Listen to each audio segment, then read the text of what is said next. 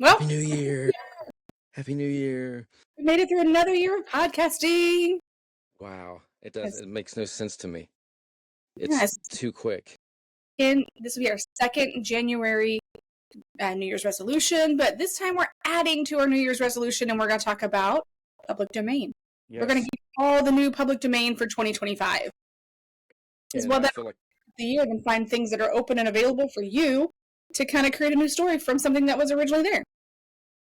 Yeah, and as we go through this, you may want to hop on this because I have a funny feeling since, like, you had mentioned, well, you will mention in a little bit, it's in your notes, how the 20s are opening up. So, music, film, books. I know everybody who is and is not an author is trying to make a quick buck. They're going to jump on this. Not even rewriting the story, but reimagining it. Just putting it, not even reimagining, just putting it out as is. Daniel Middleton from Scribe Freelance, we discussed this, but I was so busy with teaching everything. Back in like 2009 or 10, he did that with public domain, and he made a lot of money. He wasn't anything. He got the wording. He kind of changed the layout, put a new cover on it, stuck it out there. So I can't remember any of the books he's done, but, at that time, whatever was in the, early 1900s. You say early 1900s? Yes. You're talking about the ones he used. Yeah, he didn't publish it in the early 1900s. Like, wait, what? How, is he a vampire? He is, I was going to say, he is a vampire, but we're not supposed to say that. That's funny. No, but the ones he did, and he did, I don't know if he's still doing it, because he does that artwork, but it was good for a while. But I know people want to do the same thing now. Yeah, but I feel like that's the easy way out, to be honest, to just recover it. It is the easy way, but everyone's, let's look at the world we live in. That's everyone thinking, ooh, public domain, I can publish that. And you'll see Pride and Prejudice or whatever. I'm sure that was already released, but something from the 20s, an old movie, like just cleaned up and colored or something, and bam, somebody's putting it out and selling it, or a book. And then you're like, there's 500 copies, different versions of this book, which is the same book in Kindle, and it'll become oversaturated. So if you're going to do this, before we hop into these notes, just plant this creative seed, like she just said. Think outside the box. Here's your chance to grab something and reimagine it. So yeah, and I feel like yes, and I feel like it's something that people don't realize. When you take something from the early 90s and you reimagine it, it's kind of like you're reinventing culture in a sense. You're bringing that 1920 culture, but you're putting it in modern times so you can do some shifting. So it's kind of a new way to animate something that was old. You're taking vintage and making it more trendy again. Yeah, this isn't really like that. Well, I guess it kind of is, but like Romeo and Juliet, when Claire Danes and What Is Wrong with My Brain? His name is not Eshu, but bless you. The Titanic kid. You Leonardo DiCaprio. Yeah, Leonardo DiCaprio. When they did that movie, and it was like in modern times. All right. So, Titanic? Oh, you're talking about Romeo and Juliet. Yeah, Romeo and Juliet. Yeah. I was like, Titanic was not in modern times. All right, back to the subject at hand, public domain. So first off, for those who didn't listen to the episode before, this gives you kind of like a free access. Once these are in public domain, you have free access and you are not restricted by copyright anymore. This means you can like have a classic novel read in something like a movie. You can use these classic novels. It encourages creativity. Looking here, some of the things I wrote down. Put some points. Points and points. All these long pauses, it will come out. I like them. I can see you moving around in the notes. Okay, yeah. I'll take it. If you're a student or a teacher, Karisa. Oh yeah, public domain. You're a student or a teacher, but yeah, public domain. I love it. What am I saying? Domain materials. Oh my gosh, public domain. PDM. Yes. Oh my gosh, can be used freely in classrooms. Yes, well that's what I was trying to say. You can use these freely in classrooms. Not that they, care. It opens this as a different resource of perspective, I feel like, for students. It also allows these voices, ideas, like I'd mentioned, to be shared and add new perspectives. Heck, my talk to text just clicked on, so I'm adding to the notes as I'm talking. I've seen it move, but it's like, okay, she's thinking on the fly. Yes, like you said, it inspires kind of like that entrepreneur side of it, where people can take this and find a way to make some money off of the dead. And it could lead Using to new jobs and innovation, especially if you're not, and no disrespect to anyone who's, takes a book and just regurgitates it with a new cover and a new layout. That is one way. well, But something and think outside the box again. Go ahead. yes. No. I wasn't trying to interrupt. You were right on point. But something I was thinking about that I put in the notes was, that the legality is, you're just pretty straightforward to an extent. You have to make sure you are only using the public domain version. Remember, we talked about this when it comes to which, especially when you get into Mickey Mouse and different things like that, you have to be very careful with which versions you're using. Make sure you're only using the version that's in public domain and not a reanimated version already. Because I did list some of these that have had movies and adaptations made. You can't take that version and reanimate it. You have to only reanimate the one version. From those years. And that's been done, like even with the Mickey Mouse cartoons, because the earlier you pointed out. I think Mickey Mouse's first line that he spoke is in public domain this year. Okay. Yeah, but that can open up if you're not careful and you start just grabbing whatever, you could end up in serious legal trouble. So you have to pay attention. You don't want to fight with Disney, that's for sure. Nope. All right. So public domain works, they serve as a source of inspiration for generations to keep these legacies alive, essentially. These and sometimes I feel like you may not want to use the whole thing, but there may be a part of that story that was very unique, and it may fit into something you already have. You almost can combine something you already have and mix those and mash those together. Yeah, but I love the point that you said it keeps legacies alive, because this is a public domain, but I forget who I was working with, and I would like Steve Perry from Journey. Who? Or Prince? Huh? I said, do you know the song Don't Stop Believing? Oh, yeah. Do you know the song Purple Rain? Oh, yeah. But they had no idea who those artists were. So, there may be these amazing books that we've forgotten, we don't read in school anymore, and all of a sudden there's a resurgence of loving that author or that movie or that music. Mm-hmm. Yeah. So January 1st is typically public domain day, and that is the day that all these things get released, which is today. And with that said, I have a link in our show notes that takes you to Duke University, and they have a huge database that you can kind of get into the information, legality part of it, the different versions of characters that are coming into public domain, and that's the thing with characters that they've created. You can take the ones that are in public domain right now, and you could reanimate them and make shirts. You could do all kinds of cool stuff with these things. But a lot of things that are coming into public domain are on their website and list, so I have that linked in the show notes below. But let's get into some of the literary highlights that are now coming available in 2025. Notable works will include William Faulkner, which Faulkner was a huge literary person, per se. We should probably cover him in Echoes of Authors Past, because I feel like this one would be a really good one. The Sound and the Fury, which this one has been adapted into film. Yes, it has been adapted into film several times, including one in 1959 and one in 2014, darling. Well, this is a perfect example because when a movie comes out, they're doing adaptation. So if you would download the public domain work, and then I want to rewrite this, but I want to add, they didn't have this in the book, and that was so awesome in the 2014 film, and you put it in there, you're going to be in trouble.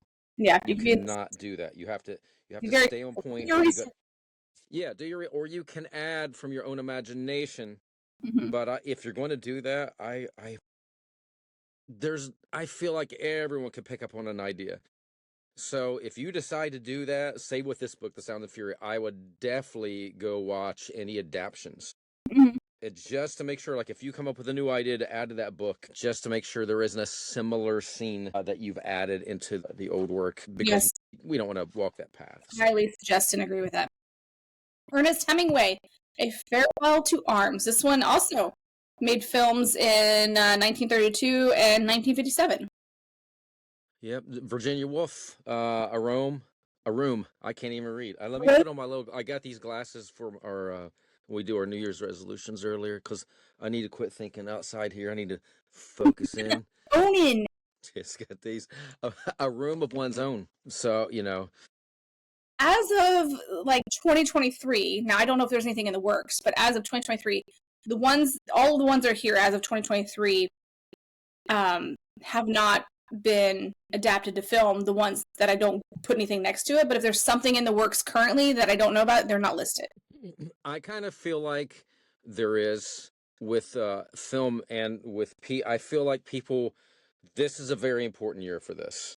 I mean, now we're in the 20, and so they're looking ahead of time. So I bet you anything they've been looking and waiting and plotting and scripting this out. Yeah. Oh yeah, guaranteed. So this next one there's 2 that are coming in by this author, Dashiell Hammett, the Red Harvest, and the Maltese Falcon, which we've heard of. It was serialized in the Black Mask. Yeah. What, there was a movie or a serial TV show back in the 70s, I believe. Yeah, was it like a Black Mask or something? Well, that was in the magazine, Black Mask. Okay, yeah, the magazine. But I remember watching a film or a TV show, The Maltese Falcon. Yeah, that one was 1941. That was when the Maltese Falcon was adapted to film, which was adapted to film multiple times, but you're probably thinking about the one from 1941. Yeah, no, it was an old film for sure. Yeah. So the novel Red Harvest, which was the first one I mentioned, was also inspired by numerous films. Notably influenced film was this. Yojimbo. I believe it'd be Yojimbo. I may be wrong. It may be Yo Jimbo. Gosh. Who knows? Yojimbo in 1961, but the American remake was A Fistful of Dollars, which was 1964. Yep. Yeah. I shook my head like I was alive back then watching it, but no, I watched it years later. John Steinbeck. Why do I feel like John Steinbeck? Isn't there John Steinbeck that's like modern times alive? Isn't there a Steinbeck alive that's like modern times? I'm sure there's a John Steinbeck somewhere out there. Maybe. But this was Cup of Gold was his first novel. Again, as to date, he's not got any films available for this or any adaptations to his novel. Richard Hughes, A High Wind in Jamaica. This was adapted to a film in 1965. I'm kind of hoping as you're reading this list that it's inspiring somebody's like, you know what? I saw that movie or read that book. I'm going to reimagine it. Yeah, make a movie. Yeah. All right. So Oliver Lafarge, is that right? Laughing Boy. You're asking the wrong person if pronunciation is correct. Oh, come on, girl. Either one of us. So he wrote Laughing Boy, a Navajo love story.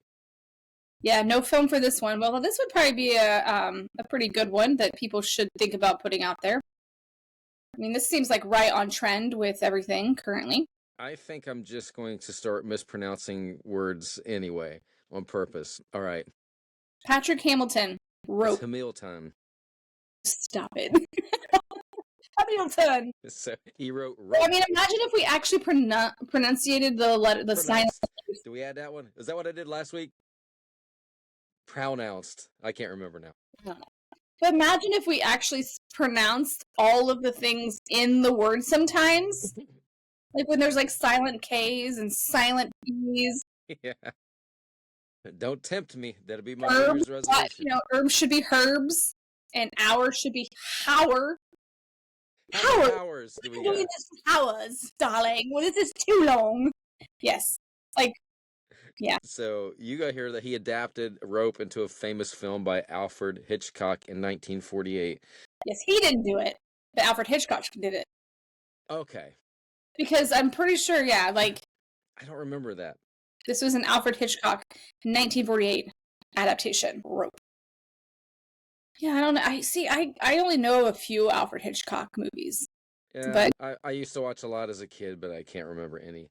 I do remember this next author in this book, because I'm pretty sure I might have read this. Marina, huh? This one, All Quiet on the Western Front? Yeah. Yeah. So Arthur Weasley Wen, the first English translation of... This is the English translation of All Quiet on the Western Front. And I looked this up.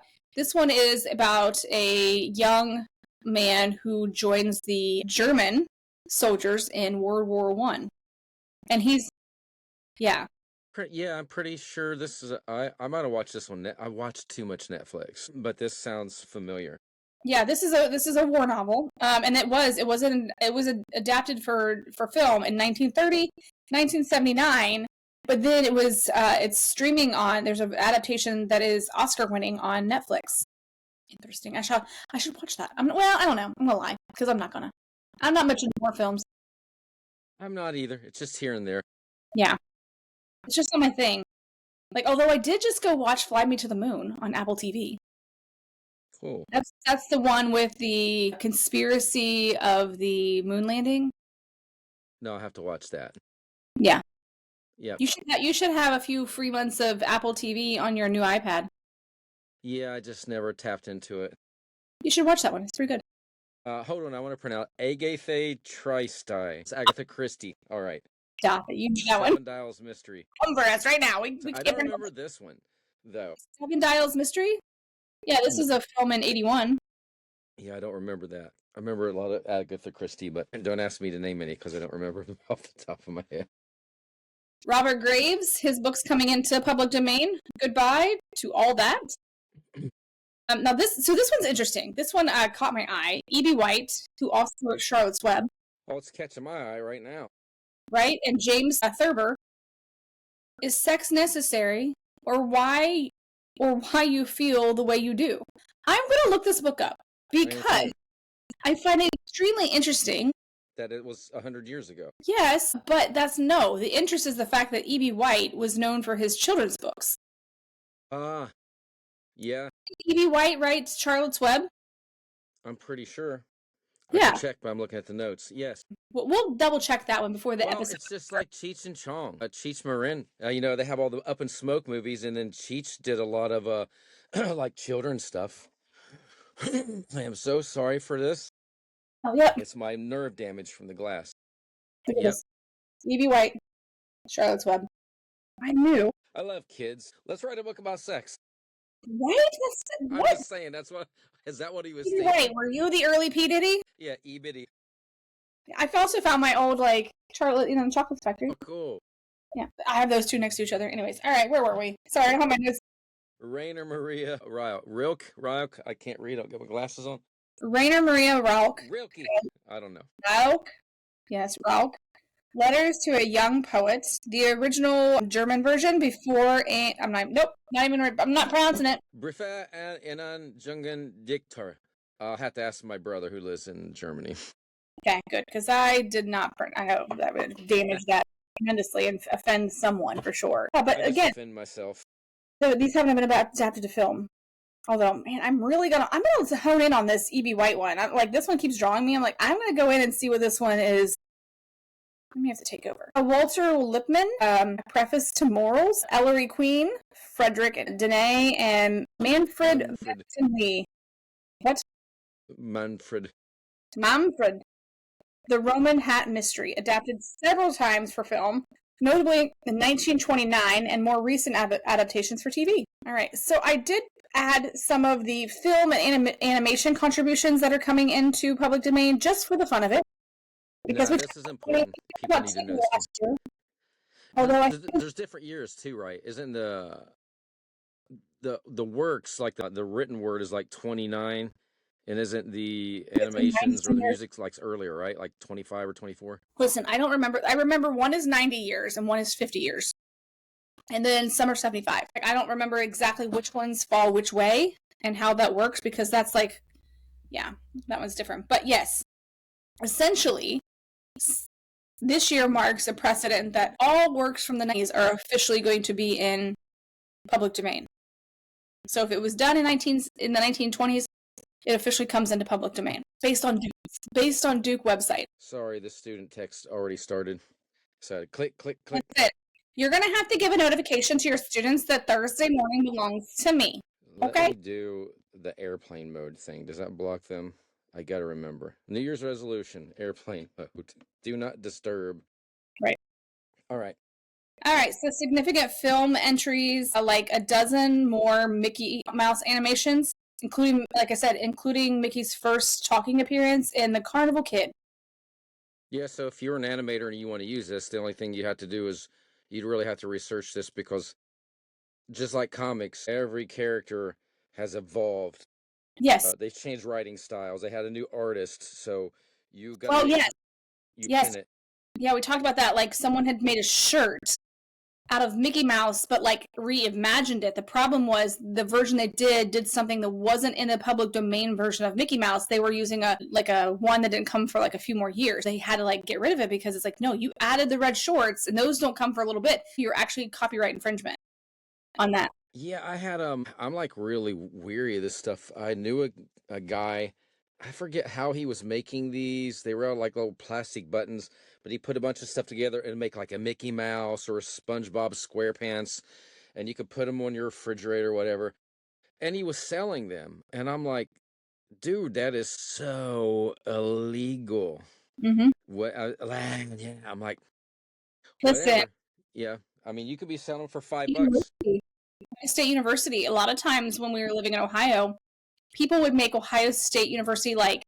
I remember one year specifically, someone made like a block O, a Christmas block, like it was a block O, and it was all lit up with Christmas lights and had all this stuff, so you could go hang it. And it was nice. It was like a nice size one, and they were selling it for like I think $200 or something. And they posted it, and Ohio State University caught wind of it and sent them a message and said, "You can't do this, or you can pay us 10%. Yeah. Like you can do this, but you have to give us a portion of your profits." And that was being nice. Yeah. You know, they're in Ashland, Kentucky, they put in this university restaurant for a while, and it was basically a ripoff of UK, Mm-hmm. University of Kentucky. But they knew they couldn't use like their font and everything, but they used their colors. They used a font that was close. And so they were dancing, and legally they could get by with it. I thought it was kind of shoddy of them to do that, but you know, that way they didn't have to pay a licensing fee. Yeah. Yeah. So careful. Make sure you're being legit. The This coconuts. next one sounds familiar. I'm pretty sure I've seen this. Coconuts. Yes, I mean, it's spelled weird. Is that coconuts? I'm assuming because it looks like coconuts. cocoa nuts. Cocoa nuts.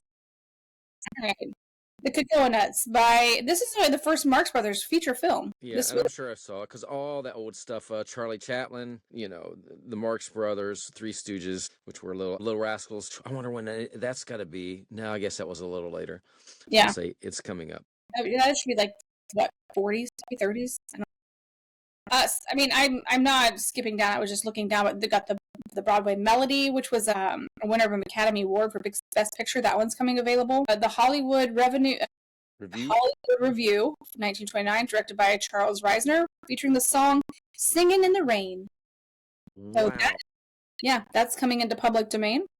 The Skeleton Dance, directed by Walt Disney and animated by Works. This is a And I silly. remember this. Yeah, this is their first silly symphony short from Disney. I wonder how the company Disney feels about that. That they legally have no control. It's their intellectual property, but now it's in public domain, and people can do what they want with it. Yeah, I know that Disney is one of those ones that has found a loophole in public domain to be able to somehow umbrella certain things, but not everything that's coming out. I don't know the semantics of it, but I know there is something that they do in their new logo stuff and certain ways that they create things that makes it kind of umbrella certain things. But I don't know.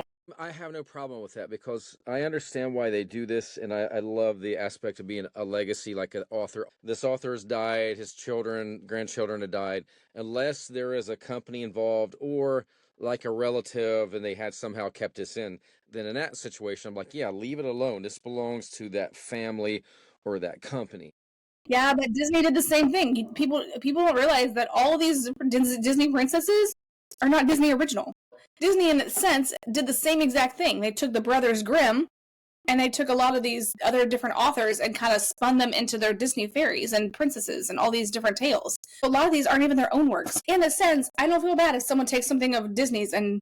Well, I'm talking about a pure, true artist. So I didn't know that about Disney, but you know, because we could be like, well, you know, this year finally Elvis Presley songs are coming up, and you know, it's another 50 years from now or whatever, and people be like, well, he stole. And I mean, it's legit. You know, he stole his style, and there's a lot of other songwriters that he stole from African Americans. So I loved Elvis, but you've seen a lot of that. You know, so I hate that part of it. But if you're true, and like I wrote, raise your voice, and I wish I could pass it on to my children, my grandchildren, their grandchildren. But you know, if I die and it kind of fizzles out, and 100 years from now, somebody's like, oh, you know, there was this book way back when, and it's up for public domain. Maybe I should push that again. Mm-hmm. Yeah.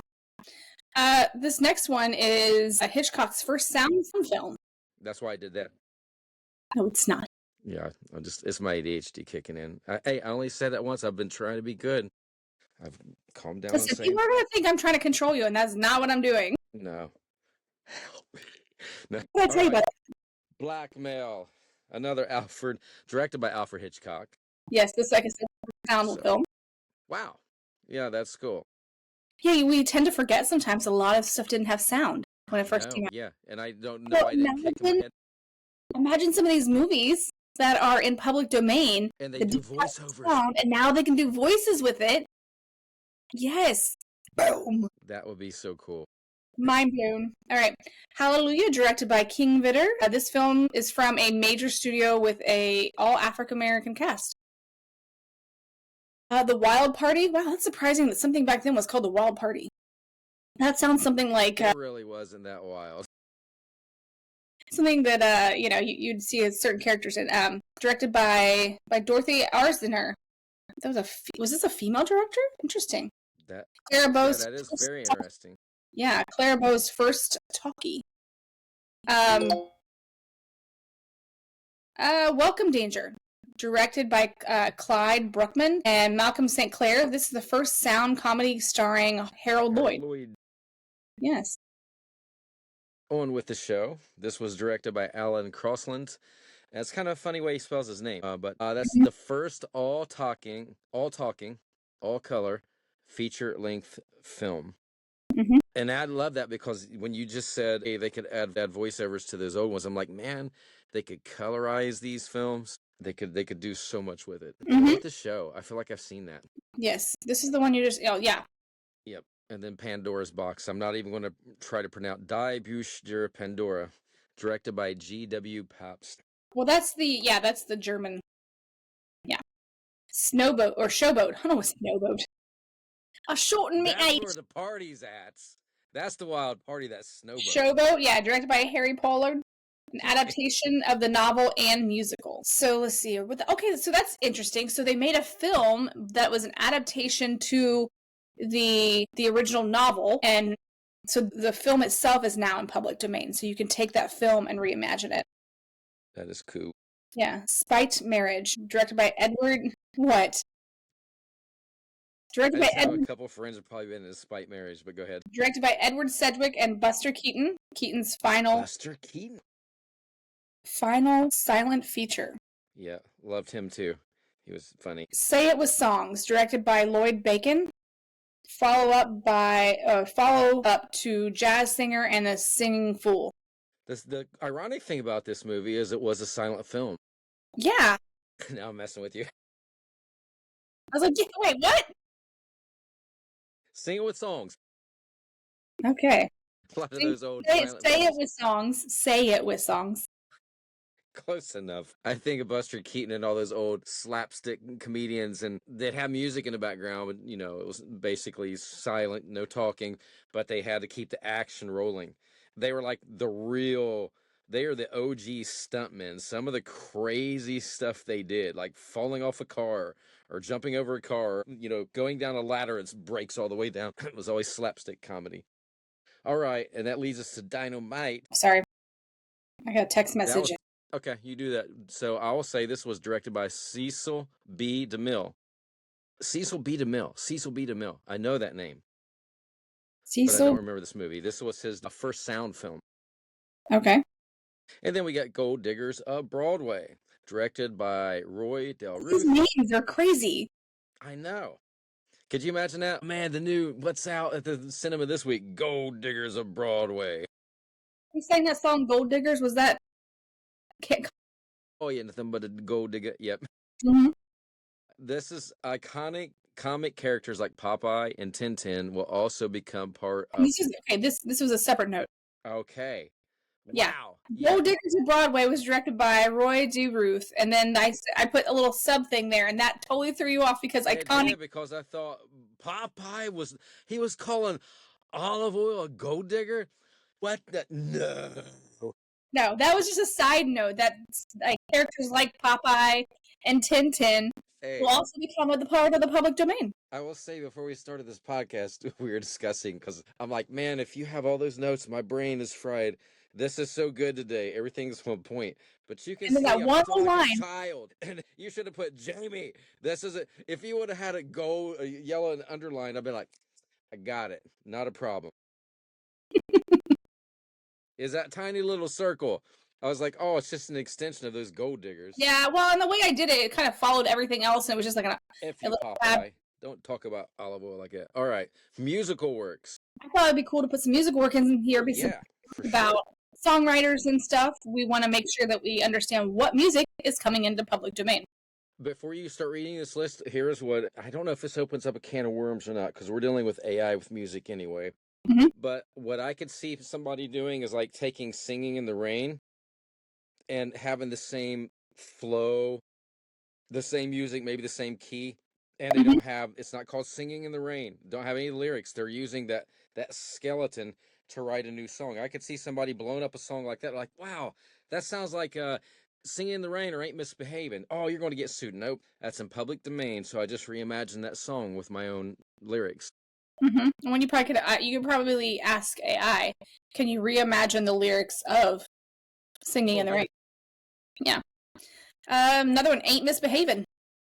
This one is from the musical Hot Chocolates. An American in Paris. This is a George Gershwin song.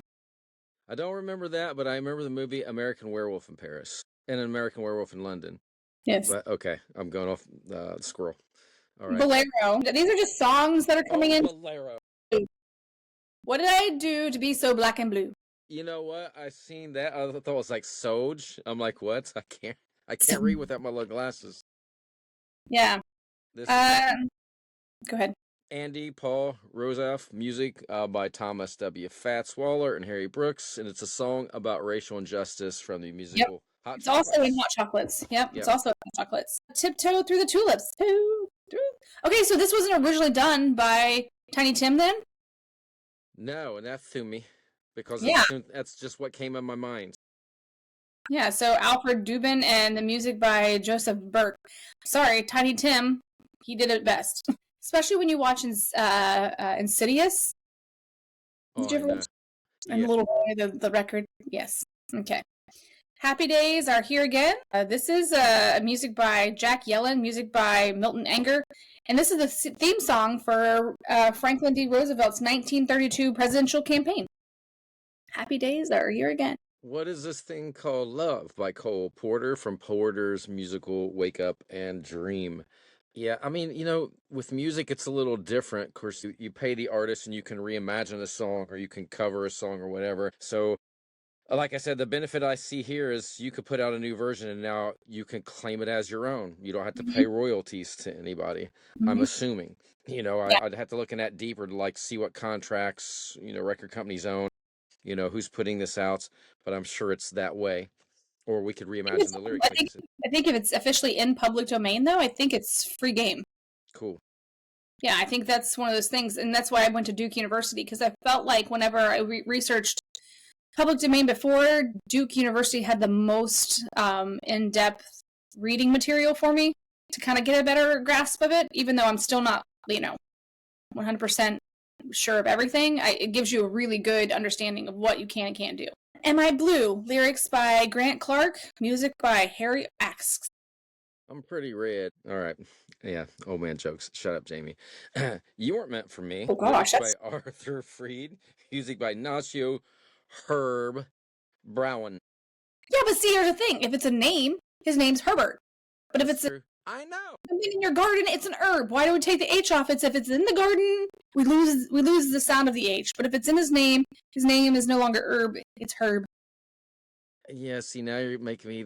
Somebody was saying the other day, why do we walk on the driveway and drive on the walk? I don't remember. They had something stupid. And I was like, wait a minute. Yeah, you make sense. I'll remember it in the next podcast. We drive on the driveway and we walk on the walkway. Yeah, but it was something like that. I was like, you're not supposed to drive on the sidewalk. Yeah, but it was something like, you can't drive on the sidewalk or side on the driveway. I can't remember. It's not coming to me. And I'll catch up in 1 or 2, 3 podcasts, and I'll blurt it out of nowhere. I said something. Yeah. Remember, I'll blue like, what are you talking about? Yes. like 14 weeks ago. That's how my brain works, though. Honey, lyrics by Seymour Simmons and Haven Gillespie and Richard A. Whiting. Waiting Honey. for a train. I Waiting know I've for a heard train. this. Lyrics and music by Jimmy Rogers. Oh, yeah. Jimmy Rogers is old yodeler. So he had a lot of really cool songs. Yeah. These are some of the public domains. I think there was something I looked up. Let me see here real quickly. Some of the books. Yes. All right. So I know we went through some of the books that are coming into public domain. And I looked this up this morning. Before we go into our New Year's resolutions that we have put forth together, the Sound and Fury, it was not an immediate bestseller, but since then has been recognized as a classic and influential work in American literature. And then because I was interested in the, is sex necessary or why do we feel the way we do? This book was well received and sold well, though it may not be considered a bestseller today. So I'm interested to check this one out. So he may be given bad information. Well, it and was I'm back in just, that time. You're not yeah, spanking your wife enough. heavens. She's not in the kitchen. Could be some stupid stuff like that. Okay, that kind of spanking. Got it. Because I seen it was just the other day. I seen from an old film, and Yeah. like, bend over my knee, young lady. It was like his wife. John Wayne? Maybe it was. And it's like, John Daddy, Wayne you does like that to in, spank like... her. Sometimes you got to do that to your wife. Mm-hmm. Well, there's a John Wayne movie where he literally spanks his wife. Yeah. And I cannot remember which one it is. But either way. Oh, Johnny. Let's see here. So that Olivia... Oh, no, I did it too. Oliver LaFrange, The Laughing Boy, a Navajo love story. This novel actually won a Pulitzer Prize in 1930, indicating its significance. It obviously was an impact of literature back then. Let's see here. And I was looking at some of the successful things of some of these books. Like some of them, like, again, may not have considered bestsellers, but they were well-received type of writings. Where's that one? The Agatha Christie one. We know that many of Agatha Christie's works were bestsellers, but this novel was not quite so popular. That Seven Dials Mysteries. Yeah, I don't remember that one. That wasn't popular upon release. I thought I'd just throw that in there. A few of the ones like How Well It Did. And we know that The Maltese Falcon, that was a big one because it became not only a bestseller but in literature, but also in film. All right. Now, for the part that you must dread. Do you remember any of your resolutions from last year? Well, that's what I'm doing again. Do you mean one in specifically? Mm-hmm. Yeah, I do. I'm going to start writing Age of the Sigil. Mm-hmm. I'm actually keeping it this year now that we have pseudo write. It's so much easier. In my defense, I don't have any defense. I read all three of the previous books. I made notes. But now that because we just talked, we had her on the podcast and talked about that, and I was complaining a while back, they have a novel import, and I said I got a series because they'd only do up to like 120,000 words. I'm like, that ain't gonna work for me. Now they fix it. You can import your whole novels. So I got 3, which isn't a lot, like 200,000 words or so for all 3, 6, 12, 8, yeah. But now it'll help me as I start writing the new one. So yes, I am prepping for it. It is, January 1st. Literally, we get up at like 4 a.m. now, 4 to 4:30. So like I get up, I hit the vibration plate, I work out, I do some whatever I got to do. Yeah, I'm losing weight. I'm not going to use that as a thing for this year, but I struggled for a while. I was up and down in 190s, 180s. I'm down in the 170s. So I'm not going to claim that as a resolution. I don't really care about resolutions because I make them as I go. And see what happened with me. I did the Age of the Sigil one, and I never kept it. But that's why I brought these glasses on. I told you, I want to quit thinking about a resolution, everything that's out here around me, and focus just right here to get Yes, you know how I feel you can accomplish that? Go ahead before I say, do what? Say no to people. I'm starting to. I've cut back on teaching and all that. But some of my students, I love all of my students. So some of them are cool. Like, I just worked with James Payton, who was in Harry Potter. I forget which movie, Order of the Phoenix, I believe. He was Neville Longbottom's dad, and he plays in this magical music of Harry Potter, this play. He's been doing it for several years. and we just worked together. And he just texted me, a couple weeks ago and said, Jaime, first gig back. Wow. And they haven't tagged me on Instagram. One of his partners Nice. like, well, James Payton loves how his voice is feeling like. Good. So yeah, I'm saying no more often. I've had people come to me with side projects. I'm like, nope, don't have time for it. Good. Yes, because we're going to get this Age of the Sigil done. Yes. Because that's the hard one. I get it done. Everything else is easy. Last book. It's the last book. You got to get it done so we can work on other things, other projects. We've got to we got to work on finishing Anne McGee's stuff. Yeah. And that is something we both are going to put together in our resolution.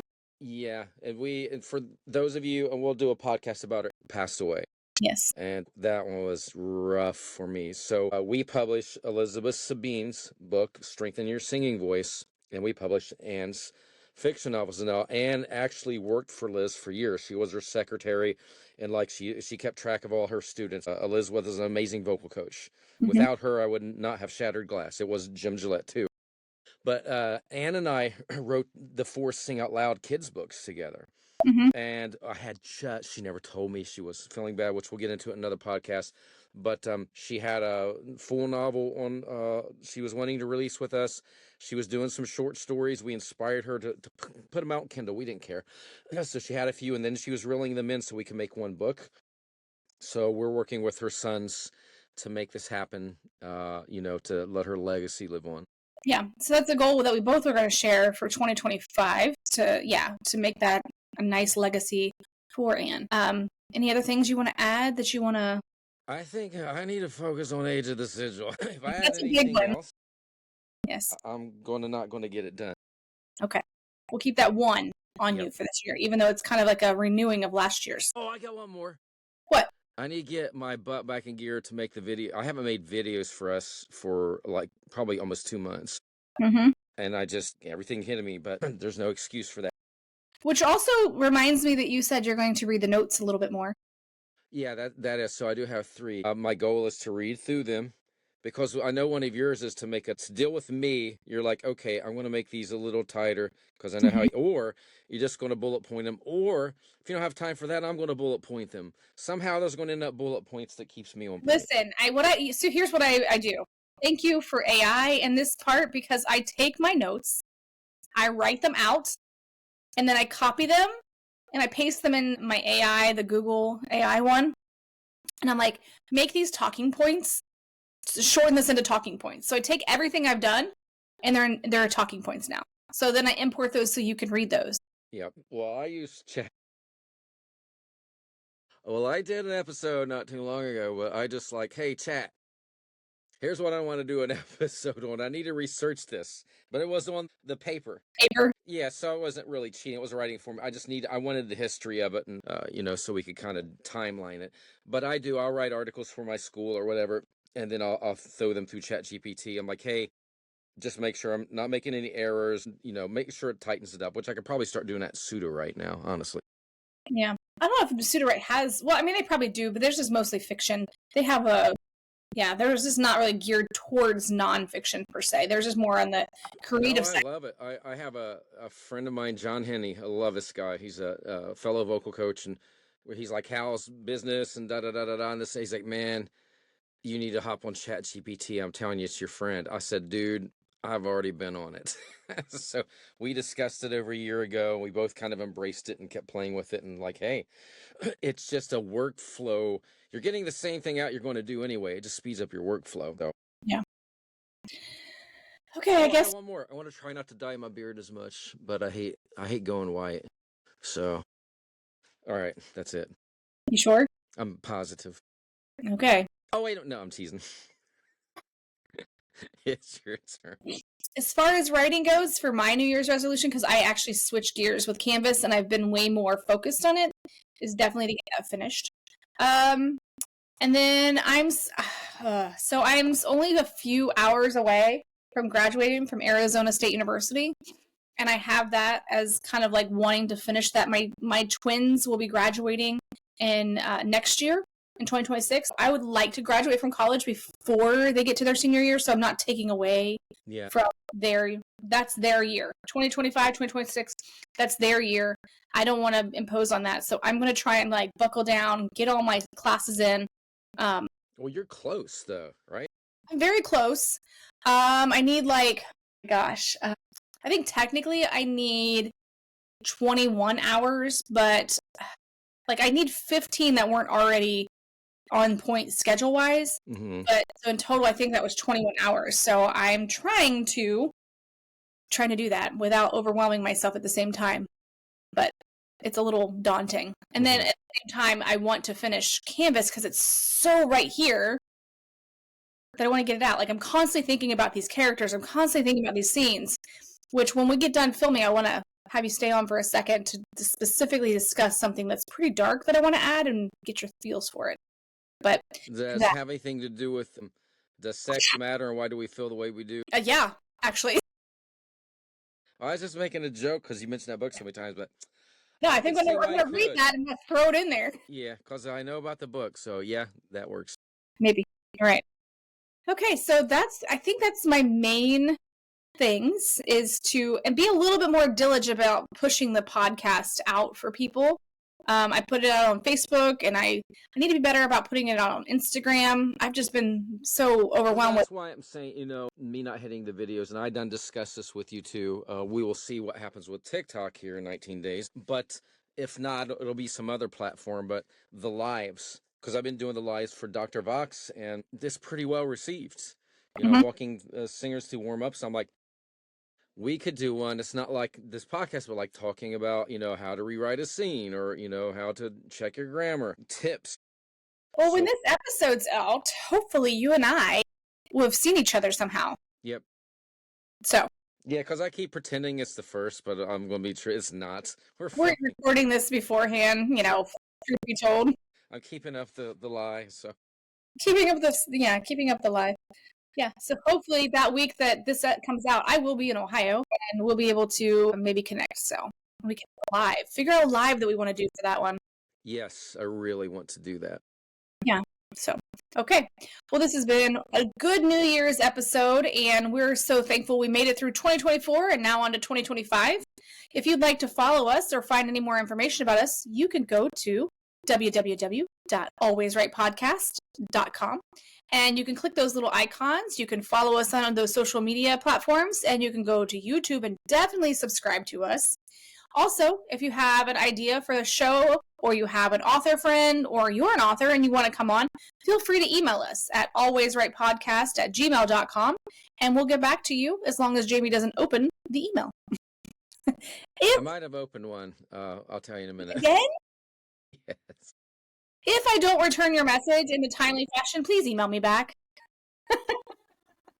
Anyways, this has been a good episode, and until next time, thank you for listening. I'm author Karisa DeLay. And I'm author Jaime Vendera, and we'll see you in the second podcast of 2025. Yes. Next week. Yes. Until then, always right.